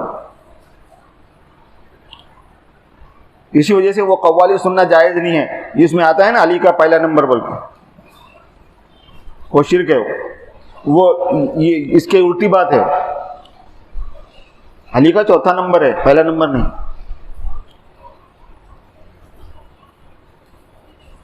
अफजल खल्क़ बादल अंबिया बित्तहक़ीक़ अबू बकर सिद्दीक़ रज़ियल्लाहु अन्हु। फिर खलीफा सानी हज़रत उमर फ़ारूक रज़ियल्लाहु तआला अन्हु। लौ काना बादी नबिय्यन लकाना उमर। इस वक्त हज़रत उमर रज़ियल्लाहु तआला अन्हु का विसाल हुआ तो हज़रत अली रज़ियल्लाहु तआला अन्हु ने फरमाया कि इल्म के 10 हिस्सों में से 9 हिस्से उमर अपने साथ ले गए और एक हिस्सा हम सब में रख दिया। इतना इल्म था उनके पास।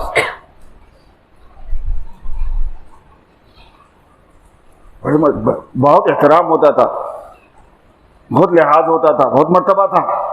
और क्या था उनके पास? हुजूर पाक सल्लल्लाहु अलैहि वसल्लम ने जो दीन दिया है उसको ऐसे ही नाफिज रखना है, उसमें कमी नहीं बर्दाश्त करना है। हज़रत उमर फारूक रज़ी अल्लाह तआला अन्हु तो दीन की जो जिम्मेदारियां हैं वो भी पूरी कराते थे, और जिम्मेदारी में जो मिजाज है, एक होती है हद और एक होता है मिजाज। हद का मतलब है कि लिमिट ये है, यहाँ तक आप जा सकते हैं। मिजाज ये है कि जा तो आप सकते हैं वहां तक, इसका मतलब मगर ये नहीं है कि आप जाएं पूरा वहां तक। समझ आ रहा नहीं आ रहा? आपकी गाड़ी के ऊपर लिखा हुआ होता है 120, 140, 130, 140, 200 तक बल्कि रहता है कि स्पीड इसकी 200 तक है, बल्कि आप 200 तक जाते तो 200 तक स्पीड जो बता रही है गाड़ी का इंजन, जो बता रहा है वो लिमिट को बता रहा है। लेकिन हुकूमत क्या बोलती है आपको कि ज्यादा से ज्यादा आप 100 तक जा सकते। कहीं कहीं आपको 110, 120 तक की इजाजत दे देते, उसके बाद टिकट मिल जाता। इसको बोलते मिजाज कि भाई आप कंट्रोल इसी में कर सकते हैं, नहीं तो नहीं कर सकते। उमर फारूक रजी अल्लाह तआला अन्हु मिजाज इस्लाम और मिजाज नबूवत का लिहाज रखते थे। अगर कोई गवर्नर बन गया और गवर्नर बनने से पहले वो ऊंट पर सवार होता था, तो गवर्नर बनने के बाद उसको घोड़े पे बैठने नहीं देते थे। तू पहले किस पे जाता था? वो ऊंट पे जाता था, तो अब घोड़े पे कहीं निगरानी करते थे। उसकी बाद अब पैसे देके देखते थे, देखो पैसे करता क्या है, ना देखो तो ये पैसे हयात साहबा में है ना, किससे पैसे देके भेजिए 1000 दिनार, जरा ले आके देना, फिर उसके बाद में वाच करना कहाँ जा रहे हैं पैसे।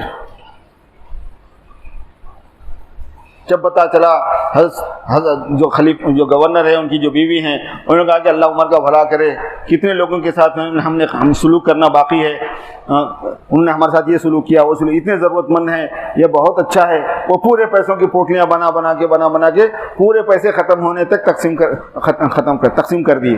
वो आके रिपोर्ट मिली, तब हज़रत उमर रज़ी अल्लाह फरमाया कि अल्लाह ताला ने मेरी फिरासत को गलत नहीं किया, अल्हम्दुलिल्लाह ताला। मेरा गुमान यह था कि आदमी है ही ऐसा, कितनी भी दौलत इसको दे दो ये अपने ऊपर नहीं लगाएगा।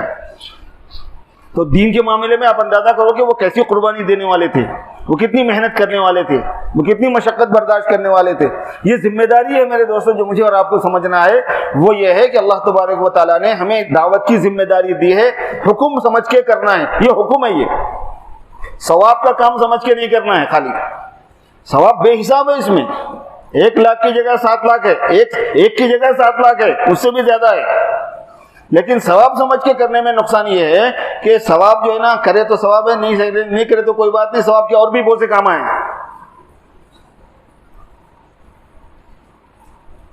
हम एक मरतबा दोस्तों के साथ में बैठ के खाना खा रहे थे, पानी जो है ना एक तरफ कोने में था, तो अब हर कोई उसको बोल रहा था पानी दे यार, जरा पानी दे यार, और ये डिस्टर्ब हो रहा हमारा एक दो। आखिर में वो आपस में नोक झोंक रहती ना दोस्तों में, जरा बेतकल्लुफी भी रहती है। एक बोला अरे देविया जरा सवाब होता, थोड़ा पानी दे, तो अरे मेरे पास बहुत है रे सवाब, तो उठ के आके ले तेरे को नहीं होना सवाब, मेरे कुछ होना क्या, मेरे पास बहुत सवाब है, तू अपना सवाब ले उधर से आके बोला। सवाब खाली सवाब समझ के करने में ये मसला है। अरे सवाब का काम है, सवाब के काम के बाद से तो दूसरे और काम आप बहुत से कुछ भी कर लेंगे। जी सवाब तो है ही, ये जिम्मेदारी है, ये सवाब तो है ही, जिम्मेदारी है ये मेरी और आपकी। और इस वक्त मेरे दोस्तों, जिस वक्त पूरी दुनिया फितने से भर गई है, उम्मत मुस्लिमा फितनों का शिकार हो गई है, और सबसे बड़ा फितना दीन का फितना होता है, दीनी एतबार से फितने में आ गई। दीन के अमल का भी फितना है, दीन के इल्म का भी फितना है। इल्म ही गड़बड़ा गया है यहाँ से वहां तक, अमल भी गड़बड़ा गया है यहाँ से वहां तक। ऐसे वक्त में मेरे दोस्तों, जब इल्म और अमल दोनों बिगड़ जाएं, तो आदमी को इल्म जहां से शुरू होता है वहां की मेहनत इख्तियार करनी पड़ती है, और वह है ला इलाहा इल्लल्लाह की मेहनत।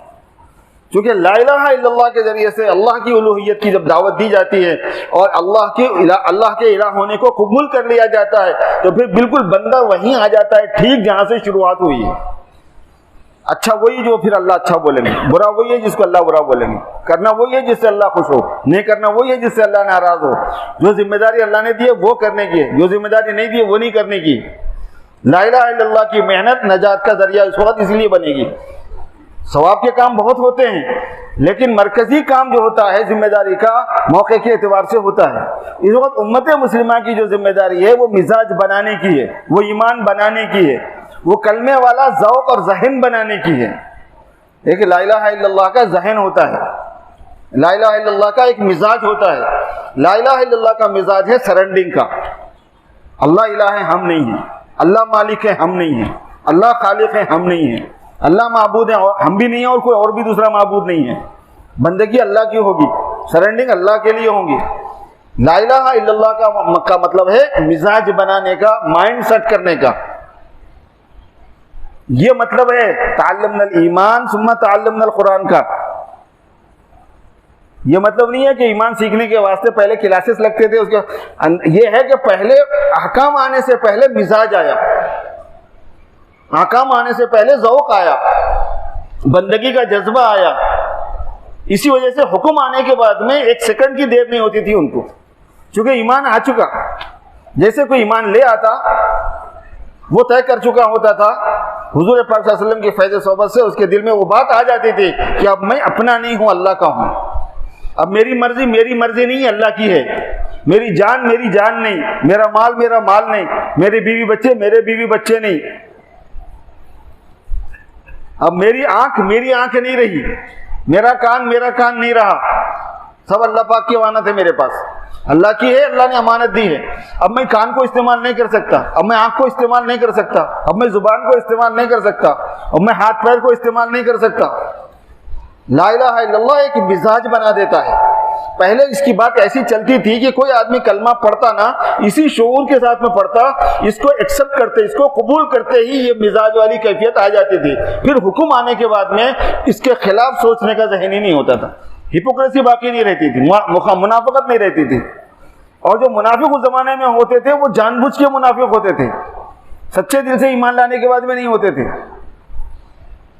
इसलिए ला इलाहा इल्लल्लाह की मेहनत होती है जो असल करना है। तो इसीलिए इस वक्त मेरे दोस्तों पूरी दुनिया में ज़रूरत है कि हम ला इलाहा इल्लल्लाह की मेहनत करें, जिसको दावत की मेहनत कहते हैं। उसके लिए हमको सफ़र करना है, उसके लिए हमको माल लगाना है, उसके लिए वक्त लगाना है, उसके लिए अपने घर के जो हालात हैं उन हालात के साथ को उसको एडजस्ट करना है, और उसके लिए जो मेहनत और मशक्क़त पेश आ सकती है उसके लिए अपने को तैयार करना है। और उस मेहनत और मशक्क़त के वास्ते आदमी को ज़्यादा ढीली डोरी नहीं देने का है, फिर देखूंगा, इसमें नहीं जाने का है। अल्लाह पे भरोसा करे, आदमी इरादा कर ले, इजहार करे, अल्लाह पाक से दुआ करे, तदबीर में लग जाए, कोशिश में लग जाए। पूरी तदबीर पूरी कोशिश होने के बावजूद हालात नहीं बने, जिम्मेदारों के सामने रख दे। कौन बोलेगा? अगर फिर भी हालात नहीं रहे तो कौन बोलेगा? हालात रहेंगे तो इजाजत दी जाएगी आपको जाने की, हालात नहीं होंगे तो इजाजत नहीं दी जाएगी, चाहे आपका इरादा कितना ही अच्छा क्यों ना हो। हालात अगर जब नहीं होते हैं ना, तो हुजूर पाक सल्लल्लाहु अलैहि वसल्लम ने सहाबी बनने से रोक दिया उवैस करनी रजी अल्लाह तआला अन्हु को। उसको बोलते हैं हालात। उवैस करनी रजी अल्लाह तआला अन्हु भी बोल सकते हैं उनको। वैसे करनी जो है रज़ी अल्लाह ताला अन्हु, उन्होंने हुजूर पाक सल्लल्लाहु अलैहि वसल्लम के पास कहला भेजा कि मुझे मिलने का शौक़ है। आपको पता ही है कि कैसे आशिक थे वो, कितनी मोहब्बत थी तो वैसे करने को हुजूर पाक सल्लल्लाहु अलैहि वसल्लम के साथ। मैं आपसे मिलना चाह रहा हूँ, ईमान तो ले आ चुका हूँ मैं, लेकिन मुलाकात का शर्फ नहीं हुआ, दीदार का शर्फ नहीं हुआ, अभी तक देखे नहीं हुजूर को, देखने के लिए बेचैन हूँ। लेकिन ये इत्तला दी कि माँ बूढ़ी है और मैं अकेला खिदमतगार हूँ और इतने दूर का सफ़र आभा से भी आगे, वहाँ से अगर मैं आता हूँ तो ये तो इसका तो इंतकाल हो जाएगा, इसकी कोई खबर लेने वाला नहीं है। सरकार दो आलम सल्लल्लाहु अलैहि वसल्लम ने इरशाद फरमाया कि तुम्हारे आने की ज़रूरत नहीं, तुम मत आओ। और मोहब्बत का कमाल इताअत है। नहीं सरकार, मैं तो आपके देखे बगैर जिंदा नहीं रह सकता, कुछ भी हो जान दो, मेरी अम्मा मर गई तो मर गए, मैं तो आ रहा हूँ बराबर। इसको मोहब्बत बोलते हैं। मोहब्बत का कमाल इताअत का है। मोहब्बत बात मानने का नाम है। जब सरकार दो आलम सल्लल्लाहु अलैहि वसल्लम ने इरशाद फरमाया आपको आने की जरूरत नहीं है, बहुत अच्छा, आपने फरमाया नहीं आना है, नहीं आना, माँ की खिदमत में रह जाऊं। लेकिन उससे उनकी महबूबियत का अंदाजा करो आप कि वो अल्लाह के नजदीक कितने महबूब थे, अल्लाह के रसूल सल्लल्लाहु अलैहि वसल्लम के नजदीक वो कितने महबूब थे। हुजूर सल्लल्लाहु अलैहि वसल्लम ने हजरत उमर से फरमाया कि उमर, जब तुम मक्का जाओगे वहां वैसा करने से तुम्हारी मुलाकात होगी, तुम पूरी उम्मत के लिए उनसे दुआ कराना। ये फरमाया। तो उमर रज़ी अल्लाह तआला अन्हु ने पूरी उम्मत के लिए उनसे दुआ करवाई थी। ये मकाम था। तो हालात जो होते हैं मेरे दोस्तों, वाकई हालात अलग होते हैं। हमारे जो हालात है ना, वो हमें शैतान दिखा रहा है नहीं ऐसे। जो वाकईतन मजबूर होगा उसके लिए मशवरा होगा, कोई इजाज़त नहीं देगा मजबूरी में। लेकिन हमको ऐसा ना हो कि हम वाकईतन मजबूरी ना हो और हम मजबूरी समझ रहे हों और शैतान इसी धोखे में हमको रखे और हमारा अल्लाह के पास में जाना हो जाए और हम तैयारी के बगैर इस दुनिया से निकल जाएंगे। तो नुकसान किसका होगा मेरे दोस्त? कमी किस में रह जाएगी? हम में कमी रह जाएगी, हमारे ईमान में कमी रह जाएगी, हमारी तरबियत नहीं हो पाएगी, हमारा दिल नहीं बनेगा, हमारा यकीन नहीं बनेगा। हमें अल्लाह की रज़ा हासिल करना है, सआदत हासिल करना है। जिनसे वो राजी होंगे उसी को जन्नत देंगे, क्योंकि उनकी रज़ा की जगह का नाम जन्नत है। जन्नत में जाना है, उनकी रज़ा में रहना है, उनकी नेमतों के खजानों से फ़ायदा उठाना है भरपूर। उसके लिए मेरे दोस्तों, उस कीमती चीज़ के वास्ते में दुनिया में मेहनत करना है। और उस मेहनत में जब तक हमारे पास टाइम है, हम ये बोलते हैं हमारे पास टाइम ही तो नहीं है मौलवी साहब, हमारे पास टाइम नहीं है। टाइम रहा तो मैं जाता था। और कल क़यामत में अल्लाह ताला क्या पूछने वाले हैं मालूम? क्या मैं तेरे को टाइम नहीं दिया था? ये पूछने वाले हैं। अवलम नुअम्मिरकुम मा यतज़क्करु फ़ीहि मन तज़क्कर, क्या हमने तुमको उम्र नहीं दी थी, टाइम नहीं दिया था? हम समझ रहे टाइम नहीं है। अल्लाह में बोल रहे मैं टाइम ही तो दिया तेरे को। इसका मतलब क्या हुआ? इसका मतलब हुआ कि हमने टाइम को गलत इस्तेमाल करके उसको कहीं फंसा दिया है, अटका दिया है कहीं। हमें उसको रीऑर्गेनाइज करना है, बदलना है उस तरतीब को। ये नहीं है शायद, नहीं तो अल्लाह तबारक व तआला हुक्म तो देते ही नहीं थे मेरे को। इसका मतलब ये कि मैं अपने आप को जो बिजी किया हुआ हूँ, शायद ये सेटअप नहीं है इसका, उसको बदलना है। और बदलना हिम्मत से, देखा देखी नहीं करना, लोगों की चिल्ला फूकी, नकल करने में नहीं जाना। भाई अल्लाह पाक ने हमें दीन दिया है, ईमान दिया है, समझ बूझ दी है। मैं खुद अपने कुव्वत फैसला से काम करूंगा, हिम्मत से काम लूंगा और अल्लाह पे भरोसा करूंगा। और अल्लाह ताला मुसब्बिबुल असबाब है, भरोसा करने वाले को वो काफ़ी होते हैं। अल्लाह फरमा रहे हैं कि तू जो मुझ पे भरोसा करता है मैं काफ़ी होता हूँ, नहीं करता अलग बात है। और जैसा गुमान कर लिया वैसा मामला कर देता हूँ। अगर मैं काम बना दूंगा बोल के जहन बना लिया, गुमान अच्छा कर लिया, मैं काम बना देता हूँ उसका। बनाते कि नहीं की बोल के डाउट करा, मैं नहीं जाता उसके पास। मसलियत हो कि बना दिया, नहीं तो नहीं बना दी। और नहीं बनाते मेरा काम बोल के दिमाग में बिठा लिया तो फिर नहीं बनाता हूँ। और मेरा काम फला जगह से बनता बोल के अगर जहन में बैठ गया ना, फला जगह से ही बनता, फिर वो क़यामत में पकड़ूंगी।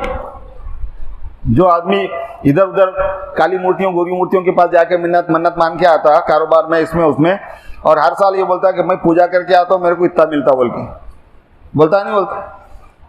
क़यामत में क्या होने वाला? आज तो मिल रहा उसको वहीं से दिख रहा उसको वहीं से मिलता हुआ। क़यामत में ये बताया जाएगा कि किस दलील से आपको यहाँ से मिल रहा था, ये साबित करो आप। वो साबित मा अंज़लल्लाहु बिहा मिन सुल्तान, कोई दलील नहीं है उसकी। वहाँ पकड़ होने वाली है कि दे मैं रहा था और तू समझ रहा था यहाँ से। अब मैं अपने देने के निज़ाम को नहीं बदला तो तू अपने दिमाग को वहाँ अटका के रख दिया कि यहाँ से मेरे को मिल रहा बोल के। तो क़यामत में सज़ा मिलने वाली है। बस दुनिया में कोई नहीं देता था, मैं ही देता था। लेकिन तुम्हारा अपना दिमाग था कि तुमने वहां पे सेट किया हुआ था। तो इसी तरीके पर ये दुनिया की चीजें हैं जिनके साथ मेरे और आपके दिमाग उलझे हुए हैं। मेरे दोस्तों, अल्लाह की ज़ात आली पर नजर रखना सीखना है, वो यकीन बनाना है। और अल्लाह तबारक व तआला ने अमल को यकीनी जरिया बनाया है मदद का, और दीन की मेहनत को यकीनी जरिया बनाया है मदद करने का। इन तंसुरुल्लाह यंसुरकुम व युथब्बित अक़दामकुम, अल्लाह तुम्हारी मदद करेगा अगर तुम अल्लाह की मदद करोगे। और अल्लाह की मदद करने की शर्त पहले है, अगर अल्लाह की मदद करोगे तो मैं तुम्हारी मदद करूंगा। तुम मुझे याद करोगे, मैं तुम्हें याद करूंगा। फज़कुरूनी अज़कुरकुम, एक जिम्मेदारी हम पर इम्तिहान के वास्ते है। तो इसलिए मेरे दोस्तों, ये जिम्मेदारी हम पर अल्लाह तबारक व तआला रखिए कि तुमको दीन की मेहनत के लिए अल्लाह के रास्ते में जान माल लगाना होगा।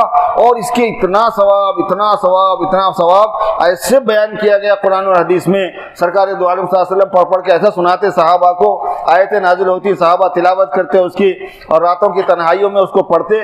ऐसा उनके दिमाग में बैठ गया था कि कोई अपनी जगह पर रहने को तैयार नहीं था। मशवरे कर करके, पकड़ पकड़ के रोकना पड़ता था कि सुबह चले गए तो कैसा, ऐसा जहन बन गया था।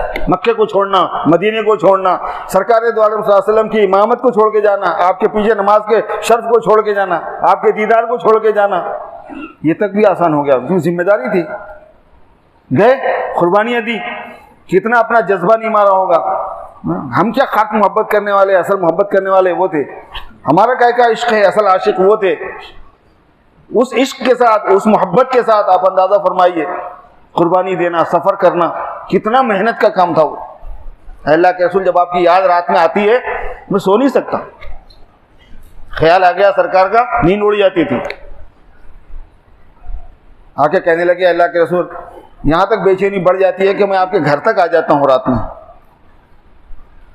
फिर ये है कि हुजूर अल्लाह ने मना फरमाया कि दस्तक मत दो, बुलाओ मत। अब हर साहब आके ये बोले कि आपको देखने का दिल बोल रहा था इसलिए आया, बोले तो आपका तो गया आराम। फरमाया कि बस सब्र करना है।